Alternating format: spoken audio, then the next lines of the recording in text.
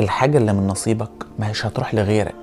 ليه؟ لأن ربنا اللي كاتبها لك وهو اللي هيحافظ لك عليها. لو في يوم من الأيام علاقة أنت كان نفسك فيها تكمل وما كملتش، فربنا عنده تمام العلم إن العلاقة دي أنت لو كملت فيها حياتك هتبوظ ونفسيتك هتتدمر، فبعدها عنك بعلمه لأنه هو يعلم ما لا تعلم، فبعدها علشان هيرزقك بعلاقة أحسن منها أنت تكون مرتاح فيها.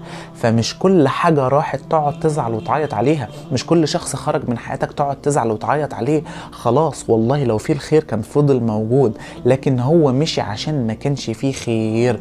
واعرف بقى ان في الخير ما بيروحش، لو راح يبقى ما كانش فيه خير. حاجات كتيرة قوي اتمنيناها تكمل وزعلنا وتوجعنا وعيطنا لما شبعنا لما الحاجة دي راحت، لكن لما ربنا ورانا الحقيقة قلنا الحمد لله ان هي راحت. دي لو كانت كملت كانت ممكن تدمر حياتنا